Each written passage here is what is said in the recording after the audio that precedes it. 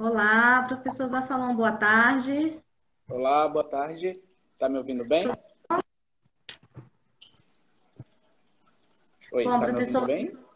estou ouvindo bem. Você está me ouvindo bem? Tô ouvindo. Tá todo mundo ouvindo a gente bem aí? Deixa eu só fixar esse comentário aqui. Pronto.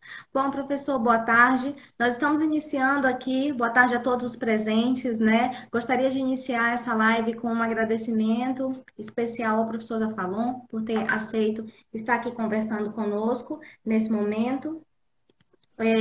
Queria agradecer também a todos aqueles que sempre estão nos apoiando, compartilhando as nossas lives. Nós estamos aqui, professor Zafalão, entrando na nossa 10ª live nesse período de quarentena, o que consideramos uma grande vitória, né? Porque estamos aqui trazendo conhecimento nesse momento tão difícil para o nosso país, tá?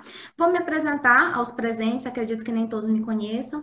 Eu sou a professora Amanda, sou professora do Instituto de Ciência e Tecnologia das Águas, da UFOPA, e ministro disciplinas no curso de Engenharia Sanitária e Ambiental e bacharelado interdisciplinar em Ciência e Tecnologia das Águas. Sou coordenadora do grupo de estudos e atividades socioambientais, por isso estamos aqui para discutir essa temática, e o nosso grupo trouxe como objetivo, ao longo dessa quarentena, trazer uma série de lives, né, onde a gente pudesse conversar de forma interativa com outros professores, outros pesquisadores e outros profissionais sobre temas relevantes para a área ambiental. Então, o tema dessa live, como está salvo aí para que todos possam ver, é sobre a ética em pesquisa e atividades socioambientais.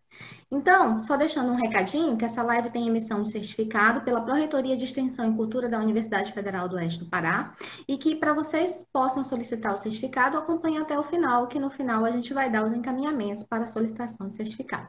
Então, antes de passar a palavra para o professor, eu queria fazer uma pequena abertura aqui sobre o que é ética, né? Estamos aqui para falar de ética, então vamos trazer alguns conceitos, fazer uma pequena abordagem sobre o que é ética antes da gente abrir a questão da discussão. Então, buscando um conceito bem simples do nosso dicionário básico da língua portuguesa, ele traz dois conceitos para a gente, né? A ética como parte da filosofia responsável pela investigação dos princípios que motivam, distorcem, disciplinam ou orientam o comportamento humano, refletindo a respeito da essência das normas, valores, prescrições e exortações presentes em qualquer realidade social. Um segundo conceito é que está ligado à ética, está ligado a um conjunto de regras e preceitos de ordem valorativa e moral, de um indivíduo, de um grupo social ou de uma sociedade. O conceito de ética, o termo ética, deriva do latim ethos, que significa caráter, modo de ser de uma pessoa. A ética, então, é um conjunto de valores morais e princípios que norteiam a conduta humana e de uma sociedade, né? Então, um segundo conceito que eu gostaria de trazer aqui para a gente é o conceito de socioambiental, porque nós vamos trabalhar de ética e atividades, pesquisas e atividades socioambientais. Então, socioambiental é um adjetivo e está relativo aos elementos e problemas sociais e na sua relação com os elementos e problemas ambientais. É o que tanto discutimos nos cursos da área ambiental. Está relacionado à relação homem-meio ambiente, sociedade, natureza. Então, e tudo que está relacionado a isso está dentro do conceito de socioambiental. Então, quando a gente fala de ética em pesquisas e atividades socioambientais, surgem muitas dúvidas, né? O que eu estou fazendo? Será que eu estou sendo ético? Não estou sendo ético? Quais são as abordagens que eu devo tomar? Quais são os cuidados? O que devo respeitar dentro desse conjunto de regras e normas como pesquisador, como profissional que vai atuar nessa área socioambiental? Então, como tem muitas dúvidas, eu resolvi trazer aqui o nosso convidado, que é o professor José Roberto Zafalon Júnior. Ele é graduado em Educação Física, doutor em Ciências da Reabilitação e editor da revista de Educação, Saúde e Ciências do Xingu, né? Um conterrâneo, colega antigo lá de Altamira, que eu tenho muita satisfação de trazer aqui para conversar com a gente. Boa tarde, professor Zafalon. Boa tarde, professora Amanda. É sempre um prazer estar contribuindo com discussões, principalmente discussões tão pertinentes quanto essa, né? E principalmente num tempo de pandemia que nós vivemos, essa oportunidade de estar possibilitando as pessoas, os alunos, profissionais que estão em casa, né, que estão precisando correr atrás de conteúdo e tudo mais para ajudar nos seus projetos e suas atividades, sem dúvida nenhuma, é muito valoroso. Muito obrigada pela presença, obrigada por estar aqui. Mais uma vez, obrigada a todos os presentes. Deixar um registro aqui também para o pessoal de Altamira, que está participando da live conosco, da UEPA e da UFPA, tá bom? Então, para a gente começar o nosso bate-papo, professor, eu queria deixar o senhor falar um pouco sobre a sua atuação profissional e como que a ética profissional está inserido dentro da sua atuação. Bom, como você falou aí, já deu um resuminho, né, da minha atividade. Eu sou professor de Educação Física, sou professor da Universidade do Estado do Pará já há quase 11 anos. Né? Dentro desse contexto de ensino superior, eu também atuo prestando consultoria e assessoria para diversas instituições de ensino superior. Né? Dentro dessa nossa atividade, eu acabo desenvolvendo muita pesquisa, né, voltado principalmente para aspectos relacionados à saúde, qualidade de vida, exercício físico, fatores de histórico familiar, e eu tenho uma linha também dentro das ciências socioambientais, porque a gente acaba relacionando muito o comportamento com o aspecto da saúde, né? E, assim, essa questão ética, ela é fundamental de estar se tratando. Eu sempre falo que quanto mais falar, melhor para quem escuta e melhor também para quem fala, porque a gente acaba aprendendo cada vez mais. E a ética, ela é fundamental em todos os momentos, né? Nós temos em todas as atividades, a partir do momento que a gente lida com qualquer tipo de conteúdo, quer seja um conteúdo teórico, quer seja um conteúdo prático, a gente tem que ter muita ética, né, naquilo que se faz. Então, é impossível desassociar a ética da nossa função profissional e eu ainda digo mais, é impossível desassociar a ética da nossa função social e pessoal, né? Porque tudo aquilo que a gente faz tem que ter ética. Só um exemplo assim, muito básico, muito claro, é muito comum hoje em dia as pessoas reclamarem, por exemplo, do comportamento dos políticos. Quer dizer, se você para analisar, nada mais é do que atentados à ética, né? Se essa reclamação ela é um atentado à ética. E aí eu acho até engraçado que quando a gente vai fazer essa discussão, você para, por exemplo, aquela pessoa que ela critica um político A, B ou C, que rouba, que faz isso, que faz aquilo, mas é a mesma pessoa que quando ela trabalha no serviço público, ela leva uma caneta para casa, ela imprime uma coisa pessoal no local de trabalho. Né? Então, olha só, nós estamos falando de ética num aspecto que não tem nada a ver com pesquisa. Né? Então, assim, eu acho que isso é fundamental para que a gente possa estar falando que a ética está envolvida realmente no nosso dia a dia. Né? Então, quando a gente desenvolve qualquer tipo de atividade, a gente tem que ter muita consciência e a gente tem que saber, principalmente, o que eu preciso respeitar para aquela determinada atividade.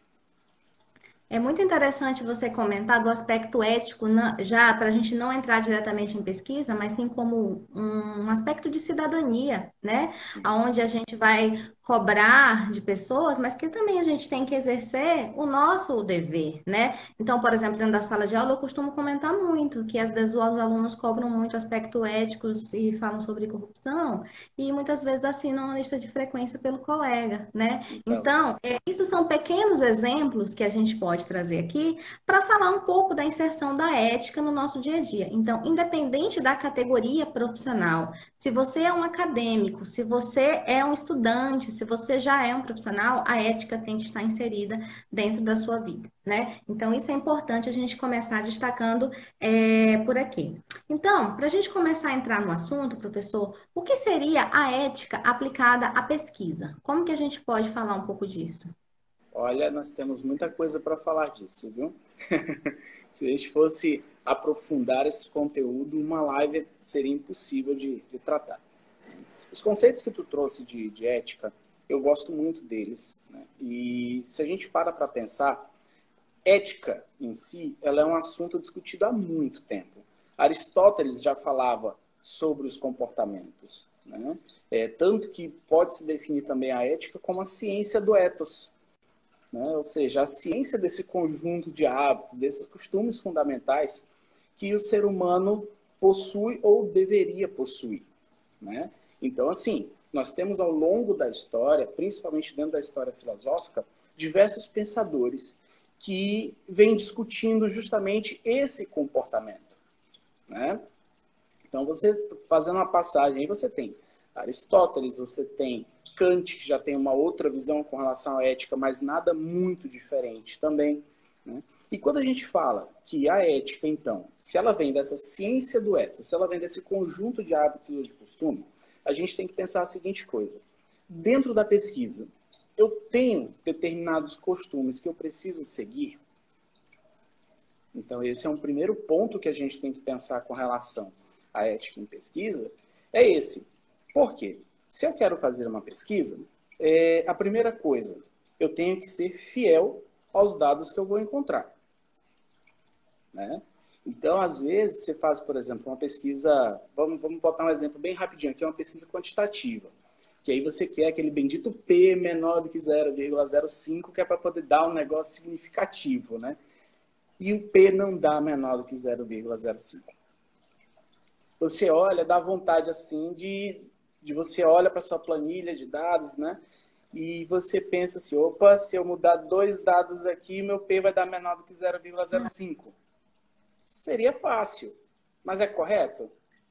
Será que essa informação que eu vou estar passando com o meu trabalho, eu não vou estar colocando pessoas em risco a partir do momento que eu afirmo que aquilo dali é real, mas eu manipulei 2 dados apenas, 2 valores apenas?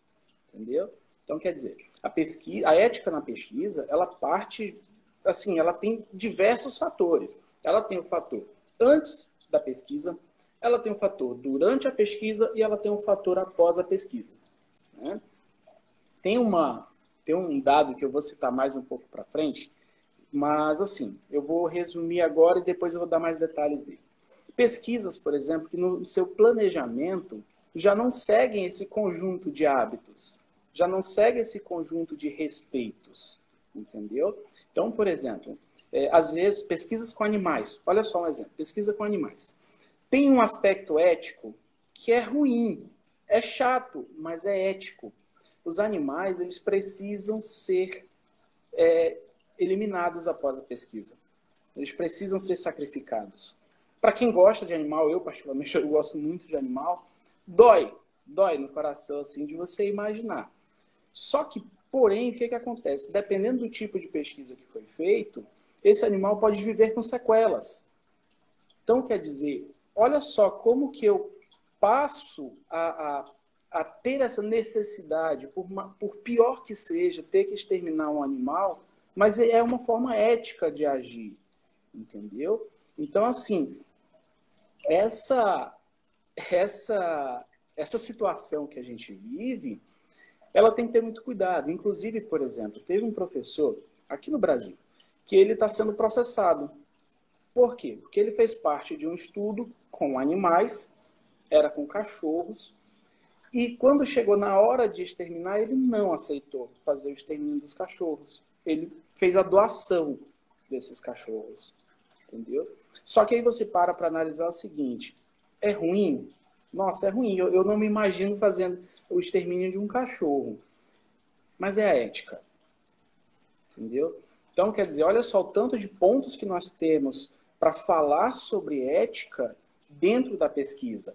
É antes, enquanto a gente está planejando ela, enquanto a gente está fazendo, sabe? A partir do momento que você tem um participante da sua pesquisa, que você tem que agir com responsabilidade, que você tem que agir, né, com respeito, independentemente do assunto.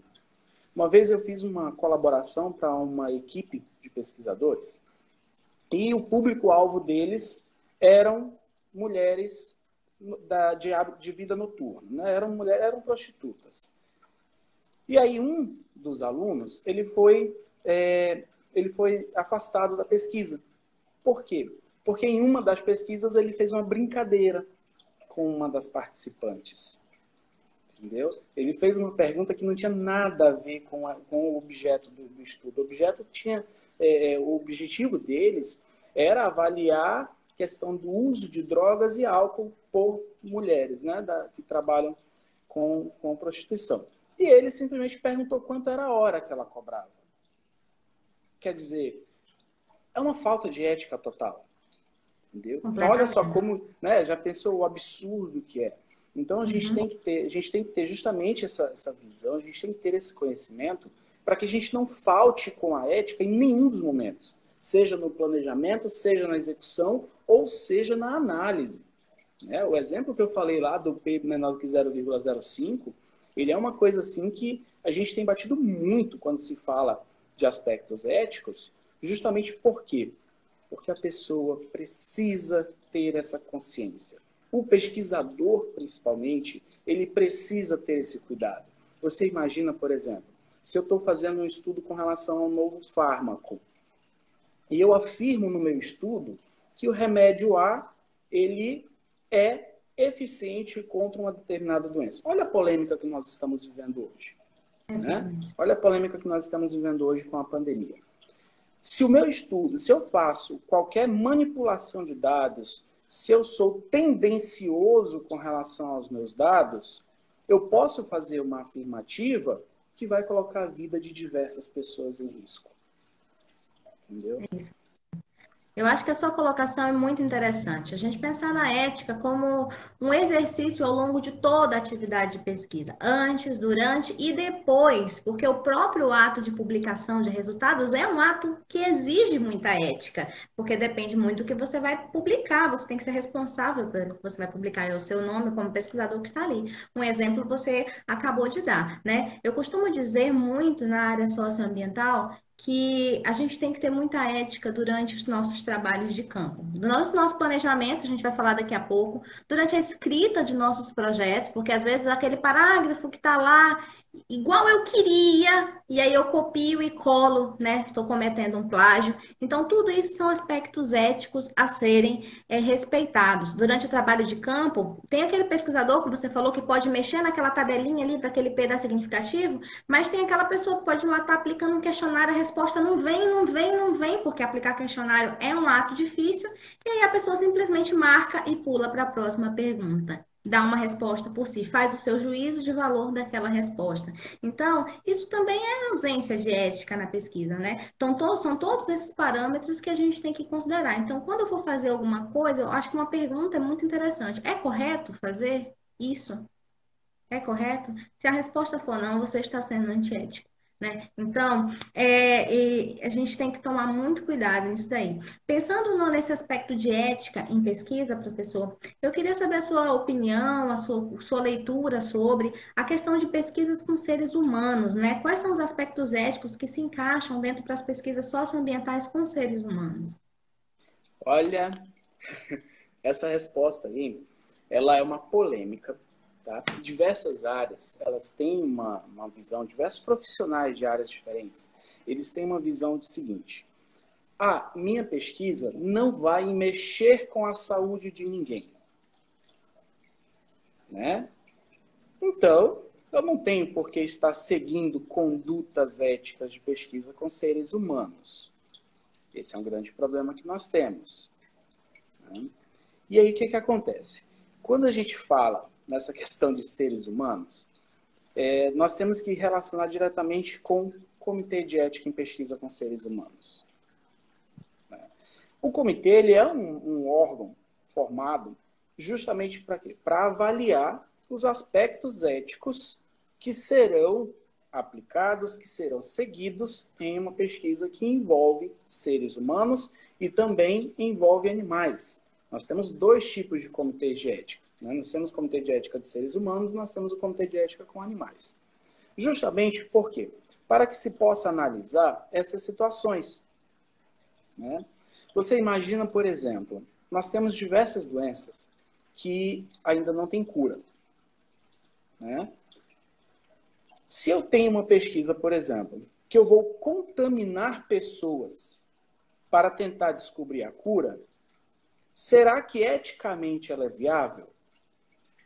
Descobrir a cura para essa doença é fundamental para a humanidade. Mas, eticamente, eu não estou agindo de maneira correta. O risco que eu estou colocando essas pessoas, ele pode ser muito maior do que o benefício, né?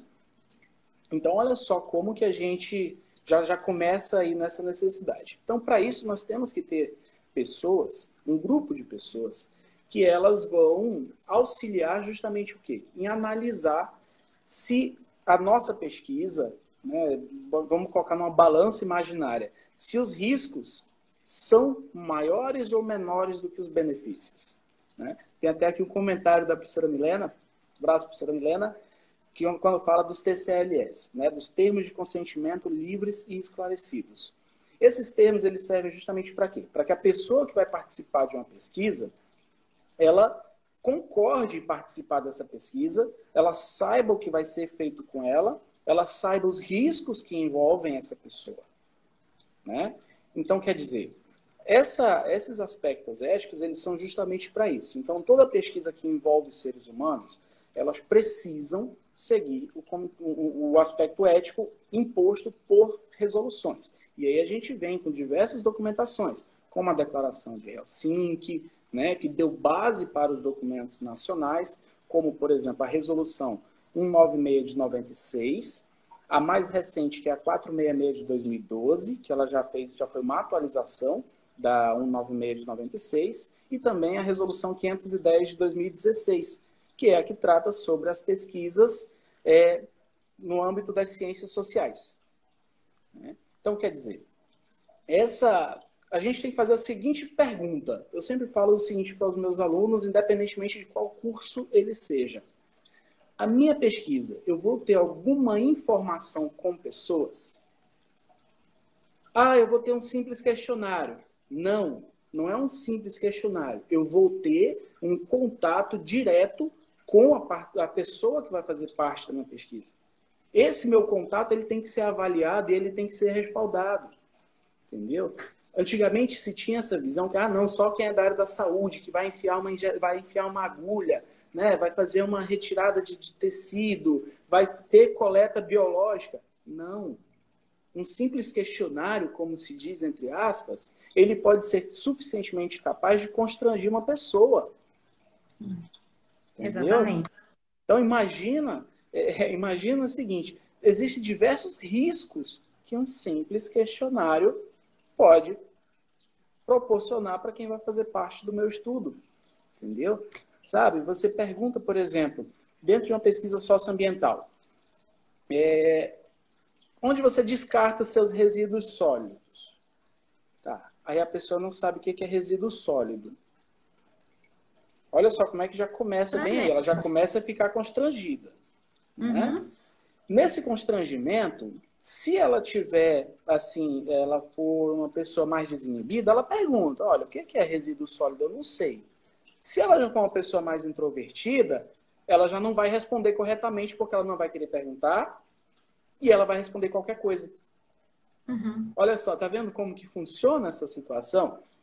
Então, quer dizer, o aspecto ético que ele não foi analisado anteriormente, se tinham palavras de difícil compreensão, já vai influenciar diretamente na participação ou não da pessoa e vai influenciar diretamente também no resultado da sua pesquisa.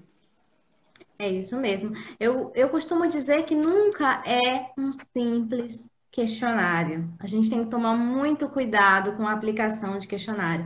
Existem todos os aspectos que eu devo considerar de quem é que eu vou estar entrevistando, quais são os danos que aquilo pode trazer, porque, por exemplo, eu posso estar mexendo com um ponto que a gente vai falar daqui a pouco, que é o conhecimento tradicional associado ao patrimônio genético ou a biodiversidade, né? Então, quer coisa mais particular do que um estudo de percepção, do que um estudo sobre o que determinada população faz com determinado produto da floresta? Pode ser que muitas das pessoas que estejam online aqui não sabem, mas a apropriação do conhecimento tradicional é biopirataria. É crime. Exatamente.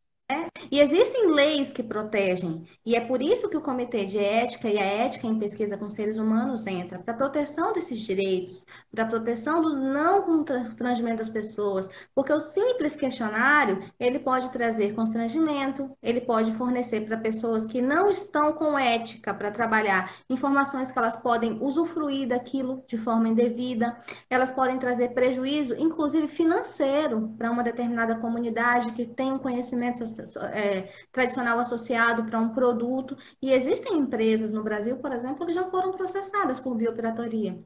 não vamos mencionar aqui, mas pela apropriação do conhecimento tradicional das pessoas que trabalham no ver o peso, por exemplo. Se alguém tem conhecimento da história, já vai entender do que a gente está falando. Então, a lei, né, que protege essas pessoas, ela vem para a proteção e para garantir os aspectos éticos, não só em pesquisa, mas também no exercício profissional.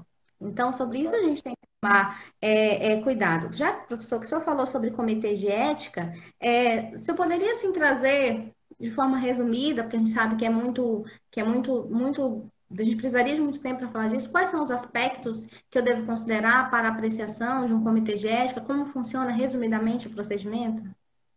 Então, o primeiro fator de todos é que você tem que ter um currículo Lattes, que hoje já é praticamente uma obrigatoriedade para o meio acadêmico. Após você ter o currículo Lattes, você faz o seu cadastro na plataforma Brasil. Tá? Dentro da plataforma Brasil, você faz o seu cadastro ou no Comitê de Ética em Pesquisa com Seres Humanos ou no Hum? Comitê de Ética em Pesquisa com Animais. Tá? Após você ter todos os cadastros, e aí vem também a situação, as prerrogativas legais. Se você é acadêmico, você não pode organizar uma pesquisa sozinho, você não pode coordenar uma pesquisa sozinho. Você tem que ser pelo menos graduado. Se você é acadêmico, então você vai precisar da figura de um orientador. O orientador é que vai ser responsável pela inserção desse projeto. Tá? E aí, quando você tem, então, já todos esses critérios estão cumpridos, você já tem os cadastros, você tem o orientador, você tem o tema, você tem que escrever o seu projeto de pesquisa. Cada instituição, ela costuma ter uma estrutura de um projeto de pesquisa, mas baseado na ABNT. Tá? A própria ABNT, Associação Brasileira de Normas e Técnicas, ela tem uma resolução, ela tem uma normativa brasileira que se refere aos projetos de pesquisa. Se não me falha a memória, é a normativa 14724. Eu não tenho muita certeza agora, mas depois eu posso estar verificando melhor isso. E aí, dentro dessa estrutura que a ABNT coloca, que ela sugere, tem alguns princípios fundamentais, que é uma introdução, é uma justificativa, a definição do objetivo, os materiais e métodos que serão utilizados, cronograma, orçamento, riscos e benefícios da pesquisa, resultados esperados com a pesquisa, né? As referências, e aí vem os anexos e os apêndices. Quando você tem tudo isso pronto, chega a hora, então, né, lógico, como eu falei, com o auxílio de um orientador, o qual vai fazer parte da correção diretamente, para justamente ir ajustando, né, conforme as necessidades. Dentro dos anexos e dos apêndices entram os instrumentos de coleta de dados, e aí vem, é um simples questionário? Não existe simples questionário. Não, mas a minha pesquisa ela vai ser, só vou aplicar um questionário, não existe risco, só existe benefício. Essa é a primeira falha. Toda pesquisa existe risco. Toda. Qualquer que seja ela. Tá? Toda pesquisa ela existe um risco. Pode ser riscos mínimos, como constrangimento. A pessoa que vai participar da minha pesquisa ela pode não saber ler. Isso é um risco. Então, a gente tem que pensar nesses riscos. Quais são os riscos para o participante da minha pesquisa? Tá? Por exemplo, eu já tive pesquisas que foram feitas com idosos. Um dos riscos que nós tínhamos era de eles serem deficientes visuais, eles terem necessidade de óculos, terem graus de miopia, ou astigmatismo muito grandes, e não conseguir ler o questionário. Então, olha só, como que é simples, né, uma coisa. E o que é que a gente fez, então, para minimizar esse risco? Nós imprimimos o questionário com fonte maior. Ao invés de usar o Arial 12, que é o padrão, a gente usou o Arial 18. Né? Então, quer dizer, o projeto que a gente vai encaminhar para um comitê de ética, ele tem que prever todas essas situações, justamente para quê? Para que o participante da minha pesquisa não seja ofendido em momento algum com a minha pesquisa. Entendeu? Acho que Então, é interessante trazer aqui, professor Zafalon, esse comentário que a Vânia trouxe, que ela já comentou 2 vezes sobre as pesquisas que ela realizou na aplicação de questionários, enfatizando que não é simples, porém necessário. que é um processo demorado, portanto, alertando a quem está fazendo pesquisa e ainda não submeteu seus projetos ao comitê de ética, né? Porque toda pesquisa com ser humano agora tem que ser submetida ao comitê de ética. Então, quem não submeteu, seja ágil, submeta. E o último comentário da Vânia aqui, que eu ia enfatizar também, professor, é a questão do cuidado com o TCLE. O problema e o cuidado começa aí. Porque se eu estou partindo do princípio que tem pessoas que não sabem ler, como que eu vou chegar para a entrevista e falar assim, olha, eu preciso que você assine esse documento aqui para mim, aí aqui embaixo você bota o seu CPF, o seu RG, ou, você não sabe assinar? Deixa eu colocar aqui a sua digital. Gente, isso tem que ser feito com muito cuidado. O aspecto ético começa aí, porque o constrangimento, o temor pode começar aí. Não é um procedimento simples, é um procedimento que tem que ser feito com muito cuidado. Se a pessoa não souber ler, você pode pedir para que uma outra pessoa da casa, do domicílio, uma outra pessoa leia de confiança. E se não tiver quem leia, você perguntar: você confia em mim? Eu posso ler para você? E ler o TCLE para a pessoa. Ser o mais honesto e cuidadoso possível nesse momento. Não se começa a pesquisa, na medida que se passa pelo comitê de ética, sem apresentar o TCLE. A pessoa tem que ter um consentimento da pesquisa, ela tem que aceitar, você tem que deixar claro que ela não é obrigada, ninguém é obrigado, ou você tem que responder esse questionário para mim. Não, ninguém é obrigada. Se você quiser. E a pessoa tem que saber, por exemplo, lá no TCLE vai constar, qual é o seu endereço, onde você vai estar, porque qualquer momento da vida dela, se ela tiver uma dúvida, pelo que você pensou na casa dela explicando, ela tem que te procurar, ela tem o direito de te encontrar. Então, isso são aspectos éticos importantes, né, professor, que a gente tem que trazer. Sim. Assim, eu queria fazer um adendo em dois pontos aí. Primeiro, quando tu colocou assim, né, que hoje toda pesquisa que envolve seres humanos precisa passar por um comitê de ética. Na verdade, não é de hoje, né? Desde a Declaração de Helsinki, quando foi percebido que muitas pesquisas que envolviam seres humanos, começou-se a discutir, então, que era necessário ter normas para se desenvolver pesquisas desse jeito. No Brasil, nós tivemos a primeira resolução, que foi a 196 de 96, porém, como ela foi estabelecida pelo Conselho Nacional de Saúde e como ela falava muitos pontos específicos para pesquisas na área da saúde, muita gente achou o seguinte: não, então esses aspectos aí só devem ser seguidos por quem é da área da saúde. Inclusive, entre eles, já é estabelecido que tem que passar por um comitê de ética. Toda pesquisa que envolva seres humanos tem que passar pelo comitê de ética. Isso está na resolução 196, entendeu?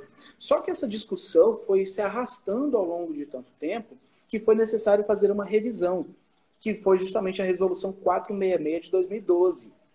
Ela já traz outras abordagens, né, inclusive pontos que a 196 não previa, né? Ela já traz também outros aspectos, como, por exemplo, as pesquisas sociais, né? E aí, depois dessa resolução 466, ainda teve mais uma totalmente específica para as ciências sociais, que é a resolução 510 de 2016. Né? Por quê? Porque ainda se tinha um subentendimento que somente as pesquisas na área da saúde é que eram precisas. E não, todas essas resoluções elas deixam bem claro: toda pesquisa que envolva seres humanos. Acabou. Esse é o primeiro ponto.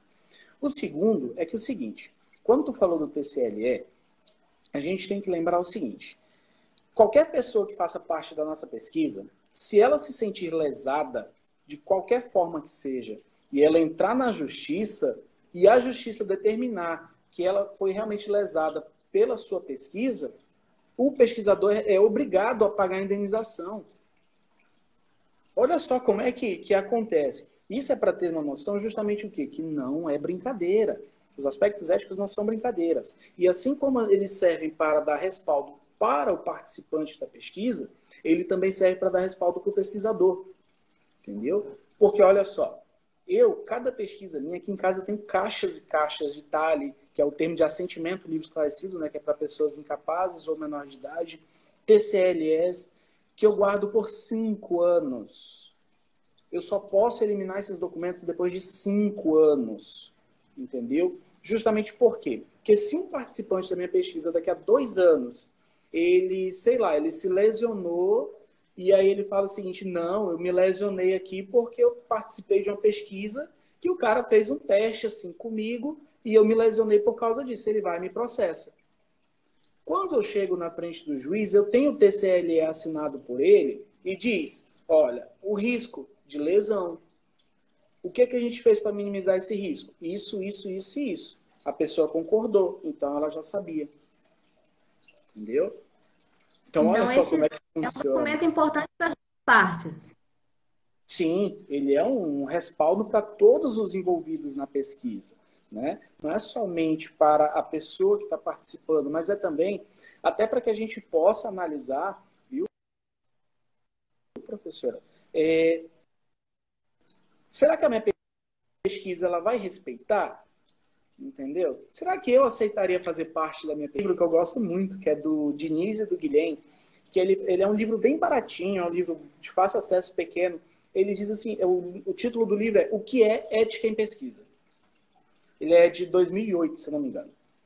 E ele é bem engraçado que esse livro ele é dividido em dois momentos. O primeiro, ele descreve a trajetória histórica, né? Do que aconteceu, de tudo que aconteceu até culminar nesse aspecto ético em si, nessa proteção dos direitos das pessoas envolvidas nos estudos científicos. O que aconteceu até chegar nisso.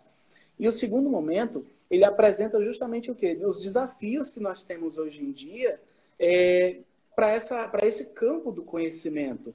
Né? O que a gente enfrenta hoje para poder conseguir respeitar a ética em pesquisa. Eu gosto muito desse livro, é uma dica de leitura que eu faço aí que realmente vale muito a pena.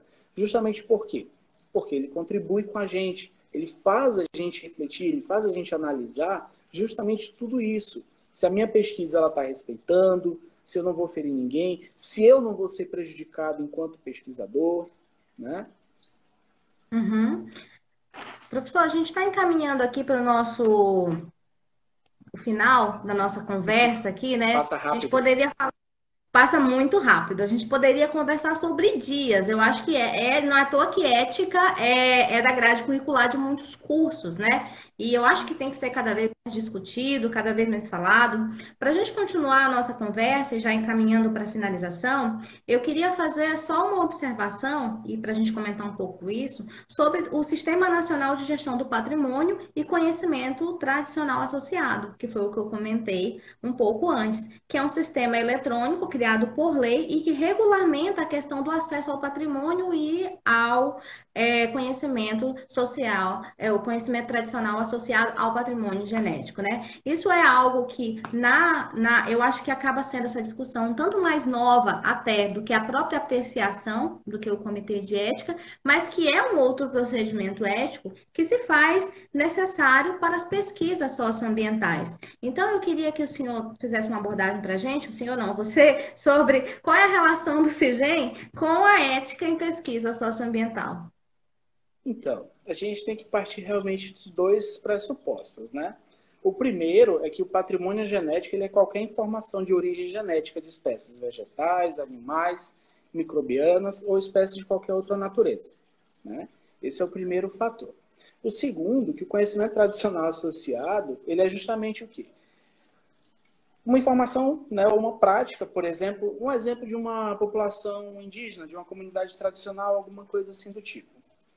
Quando a gente fala, então, desse aspecto ético, que a gente tem tanto que respeitar, que a gente tem tanto que compreender, que a gente tem tanto que seguir, quando a gente fala, então, desse CISGEM, ele nada mais é do que como é que eu vou dizer assim, uma tradução ipsis literis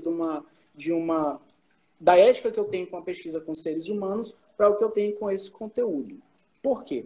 Você imagina, por exemplo, na região do Xingu, se faz muito a utilização da gordura da cobra sucuri como anti-inflamatório.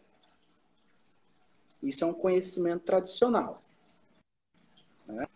Se eu sou um pesquisador de outra... É como tu falou, o fato de eu levar informações de práticas também é biopirataria. Eu não preciso somente levar a coisa em si. Eu não preciso levar uma sucuri daqui para a Itália, por exemplo, para ser biopirataria. Não, a partir do momento que eu levo isso, a prática também, isso também é uma biopirataria.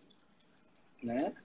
E também o que acontece muitas vezes é com pesquisadores que não dão a origem desse conhecimento, né? Que coloca como se fosse uma descoberta dele. Ah, não, sei lá, eu vi uma sucuri morta, eu passei sem querer, esfreguei, eu tinha um machucado, eu passei sem querer a gordura dela e desinflamou. Com isso me veio a ideia, com isso me surgiu a hipótese, né? Quer dizer, eu estou agindo completamente de forma antiética, eu estou roubando um conhecimento que não é meu, entendeu? Então você imagina isso com diversos tipos de conhecimento. Por exemplo, tem um outro assunto que eu gosto muito dentro das ciências socioambientais, que é com relação à utilização das PANCs, né? Das plantas alimentares não convencionais. Eu acho muito legal, eu acho uma riqueza enorme, né? E na Amazônia nós temos mais de 2.000 PANCs já catalogadas. E o que acontece? Às vezes tem justamente, por exemplo, um pesquisador que é da área ambiental, que ele quer pegar esse conhecimento e quer levar, entendeu? Vou citar pequenos exemplos aqui. Você tem o lírio do brejo, que ele é uma espécie de gengibre. Você tem o peixinho da horta, que a textura dele é pura proteína e fibra, então ele realmente parece com um peixe.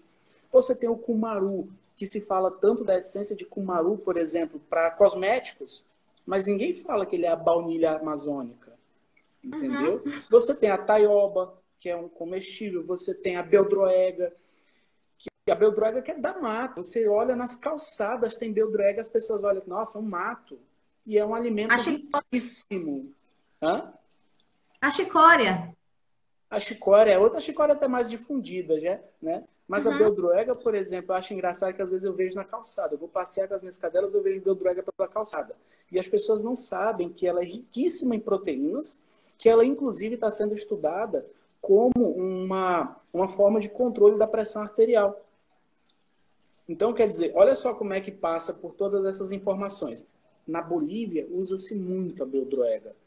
Usa-se muito. Então, eu não posso, em hipótese nenhuma, como pesquisador, pegar esse conhecimento, ou pegar até mesmo, por exemplo, uma fisiologia animal, e querer levar para outro local, querer me apropriar dessa situação. Entendeu? Então, o CISGEM, eu vejo que ele veio justamente como essa possibilidade de, eu vou até pegar um pouquinho mais pesado, de moralizar isso que estava acontecendo, entendeu? Muitas pessoas queriam se apropriar, entendeu? Nós temos muitos costumes que são costumes tradicionais, nós temos muitas informações que são patrimônios genéticos e que tem pessoas se apropriando abusivamente disso. É interessante a gente falar aqui, e aí entra na nossa última pergunta. Então, se alguém tiver alguma pergunta aí, gente, pode mandar para a gente que a gente vai tentar responder, porque a gente ainda tem um pouquinho de tempo. Mas a nossa última pergunta, e aí eu já abro, professor, essa pergunta falando justamente disso, sobre a apropriação do conhecimento. Né? E sobre a questão de aonde que fica esses aspectos éticos, aonde que eu devo empregar? Será que é apenas na pesquisa? O que seriam essas atividades socioambientais? Então, eu queria começar falando aí, por exemplo, da apropriação desse conhecimento para a produção de fármacos e cosméticos, que tanto aconteceu na Amazônia e que tanto as populações tradicionais já foram lesadas no sentido financeiramente mesmo falando, de ter o seu conhecimento usurpado, de ter todo o seu conhecimento tradicional, ancestral, passado de geração para geração, simplesmente usurpado, transformado em um fármaco ou um cosmético que muitos de nós usamos e nem sabemos, mas que é fruto do conhecimento tradicional não reconhecido e usurpado, né? Então, isso aí é um exemplo de aonde a ética passa que não está dentro da academia, notariamente falando. Então, você poderia assim, trazer um pouco para a gente de quais seriam essas outras atividades, as quais eu tenho que ter cuidado sobre os aspectos éticos? Então, a gente tem que pensar o seguinte: toda a nossa ação humana, ela tem que ser pautada pela ciência do ethos, sabe? Tem uma frase que eu gosto muito, que eu não conheço o autor, eu nunca achei nenhuma pessoa associada a esse autor, a essa frase, que diz o seguinte: ética é aquilo que a gente faz quando ninguém está olhando. Então, quer dizer, se você vai desenvolver uma atividade de ensino, se eu vou palestrar, por exemplo, em uma determinada escola, a linguagem que eu vou utilizar, ela está sendo ética? Eu estou me apropriando adequadamente das informações que eu quero repassar, que eu quero possibilitar para quem está assistindo a minha palestra? Entendeu? Olha só como que a gente para analisar. Se eu tenho que... Olha só, uma vez eu fui ministrar uma palestra sobre educação sexual para idosos. Eu fiquei morrendo de vergonha. Na época eu ainda era bem mais novo, uns 10 anos atrás, eu fiquei morrendo de vergonha. Mas aí que foi que um professor me deu a dica. Ele disse, Zafalon, pensa da seguinte situação. Digamos que você tenha 60, 70 anos de idade, sei lá, e você vai escutar o que você vai falar. Como você queria escutar isso? O que te faria você se sentir desrespeitado? O que faria você se sentir constrangido? O que faria você estimulado a participar dessa palestra? Opa, aí eu já fiquei naquele pensamento, né? Você já fica com aquela pulguinha atrás da orelha, pensando justamente o que você pode fazer para respeitar acima de tudo, mas para conseguir alcançar o teu objetivo. Então, eu vejo que, por exemplo, no meio acadêmico, tanto a atividade de ensino, quanto a atividade de pesquisa, quanto a atividade de extensão, nós temos que seguir sempre diversos aspectos éticos. Até porque imagina o seguinte, você está ali naquele momento como acadêmico, por exemplo, em breve você vai estar como profissional. Né? Quando você está como acadêmico, não é o fulano de tal que está ali, é o acadêmico do curso tal, da instituição tal que está ali. Então, olha só a responsabilidade que se tem ao buscar esse tipo de atividade, entendeu? Então, eu vejo, até porque, olha só, professora Amanda, quando eu falo que a ética ela é muito, muito, muito abrangente, ela vai para diversas áreas, a ética está principalmente nas nossas atitudes. Por exemplo, em 2001, teve uma pesquisa que eles estavam analisando a heterogeneidade de vetores da malária no Brasil. Essa pesquisa aconteceu no Amapá. Esse grupo de pesquisadores, eles aprovaram o projeto pelo Comitê de Ética. Eles aprovaram. Tudo que eles falaram lá, o Comitê de Ética aprovou, compreendeu perfeitamente. Porém, houve a omissão de determinados procedimentos por parte dos pesquisadores. Os pesquisadores não falaram, por exemplo, que a forma de captura do mosquito seria utilizando iscas humanas. Ou seja, eles pagaram para as pessoas, elas iam nos locais que eram comumente, né, que já sabia que tinha infestação dos mosquitos, da malária, eles deixavam ser picados e eles tinham um instrumento, uma mangueirinha com uma espécie de um potinho, um filtro, que eles faziam a sucção desse mosquito que já estava picando o braço dele, ou a perna, alguma coisa assim do tipo, para poder capturar esse mosquito. E, além disso, essas pessoas elas eram pagas também para ir no laboratório servir de alimento para os mosquitos. Porque como eles estavam analisando essa questão vetorial da malária, eles não podiam mudar a alimentação do mosquito. Entendeu? Então, eles pagavam as pessoas para servirem de alimento para os mosquitos. E eles não falaram isso no projeto. Quando começaram as denúncias de que estava acontecendo isso, até porque na região aumentou muito o índice de pessoas com malária, que era uma coisa tecnicamente controlada, eles foram perceber que era pesquisa. Eles pagavam para as pessoas fazerem esse tipo, entendeu? Então, quer dizer, essas denúncias, elas geraram ações do Ministério Público, Polícia Federal, Comissão de Direitos Humanos do Senado. Foi uma coisa muito grave. E isso tudo resultou em quê? Cancelamento dessa pesquisa. O Comitê Nacional de Ética em Pesquisa, ele fez um documento, passou para diversos periódicos no mundo inteiro, principalmente no Brasil, que era proibido publicar qualquer trabalho que fosse oriundo dessa pesquisa. Entendeu? Então, quer dizer, por mais que no papel o projeto fosse aprovado pelo Comitê de Ética, o pesquisador não colocou todos os procedimentos. Você está entendendo? Então, quer dizer, já houve uma falta de ética na execução, na elaboração do projeto. Então, é isso que a gente tem que pensar. Tanto na pesquisa, quanto no ensino, quanto na extensão, nós temos que pensar no respeito a todas as pessoas que vão participar, no respeito à nossa profissão, no respeito ao conteúdo que nós vamos lidar, ao conteúdo que nós vamos tratar, né, naquela determinada atividade. É isso mesmo. E é interessante que as nossas lives aqui, professor, parecem que elas não têm conectividade uma com a outra, mas a gente acaba conectando. Então, você usou uma palavra que a gente já usou muito aqui nas lives, que é respeito. Principalmente quando a gente falou lá na nossa live de cadeias da sociobiodiversidade, né, que encaixa muito bem com a questão da biopirataria, com a associação do conhecimento tradicional, com o conhecimento social, tradicional associado. Então, tudo acaba estando interligado, né, na nossa prática profissional.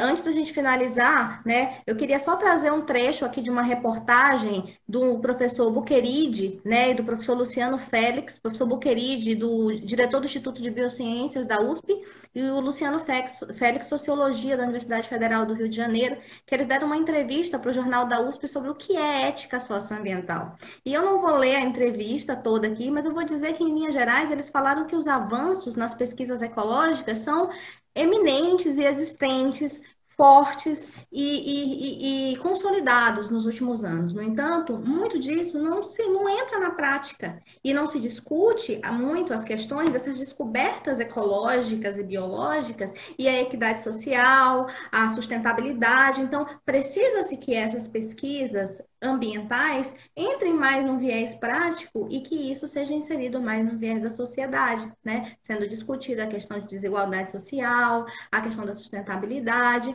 e dentre outros aspectos. Então, para a gente encerrar, eu trago essa reflexão, né? Não tivemos perguntas, gostaria de agradecer a todos os comentários, professor. Esperem mais um pouquinho. Rapidinho? Isso, à vontade.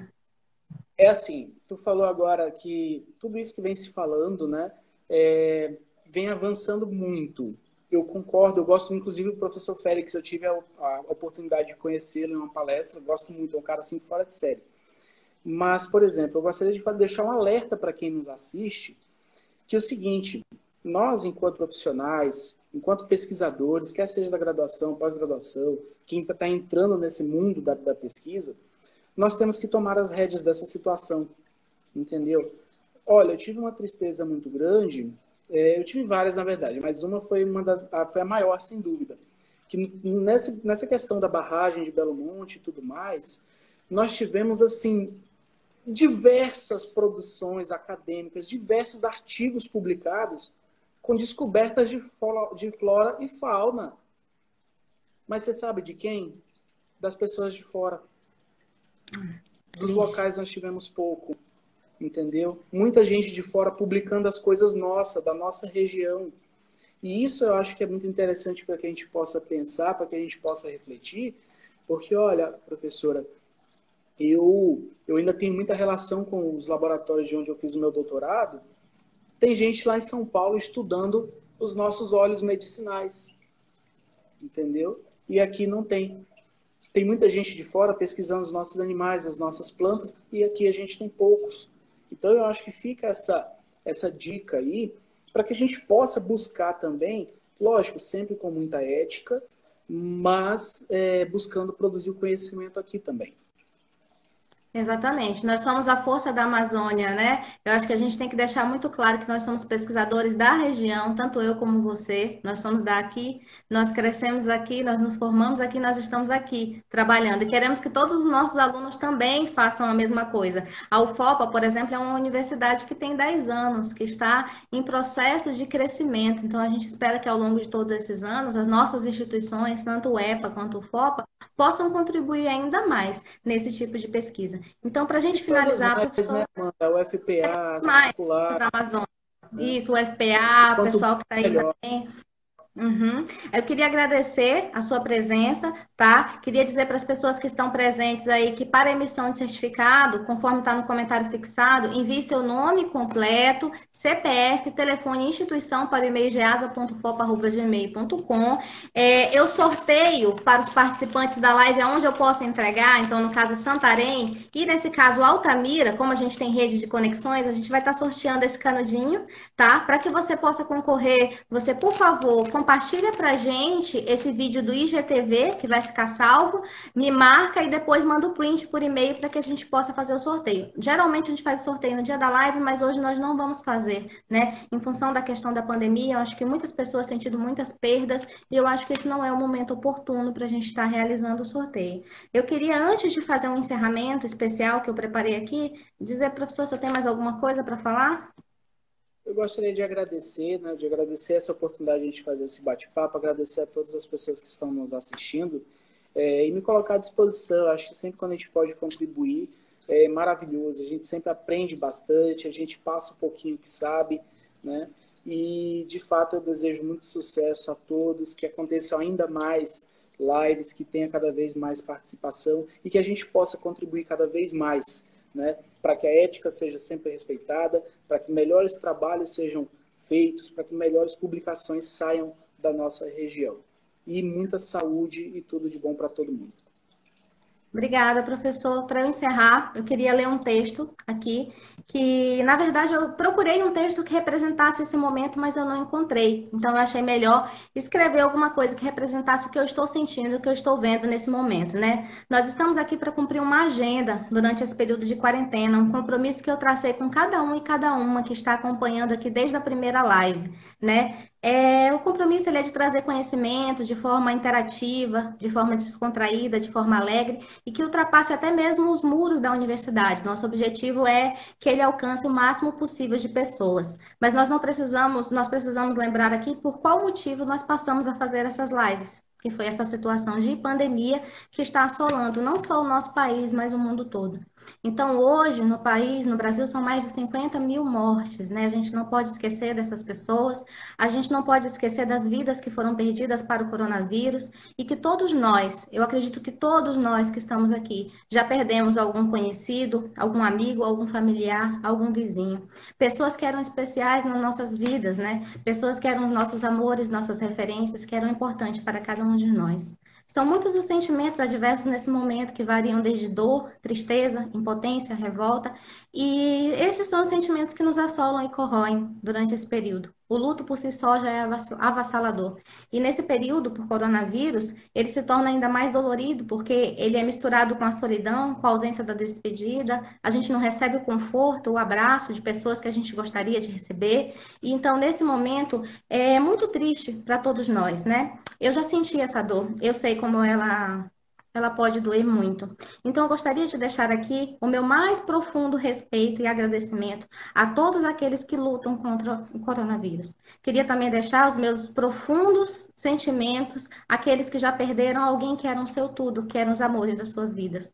Palavra nenhuma é capaz de confortar e amenizar a dor e a perda, e apenas o tempo será capaz de sanar a ferida que nunca, na verdade, será cicatrizada. Talvez olhar com outros olhos ajude a compreender que, independente da presença física, o que estará presente a partir de agora são os amores e ensinamentos ensinados e deixados, e que essas pessoas perdidas nos acompanharão pelo resto da nossa existência. Bom, era isso que eu queria dizer para todos. Queria dizer que vocês fiquem bem, que se cuidem, dentro da medida do possível, fiquem em casa. Um forte abraço a todos. Eu espero vocês na nossa próxima live no sábado. E eu encerro com um minuto de silêncio. Esse minuto de silêncio, vocês não precisam ficar aqui. Eu não gostaria de encerrar essa live. Então, vocês podem ir saindo e que a gente mantenha esse silêncio em homenagem a todos aqueles que se foram. Uma boa tarde. Boa tarde. Lembrando que isso também é um aspecto ético. Respeitar.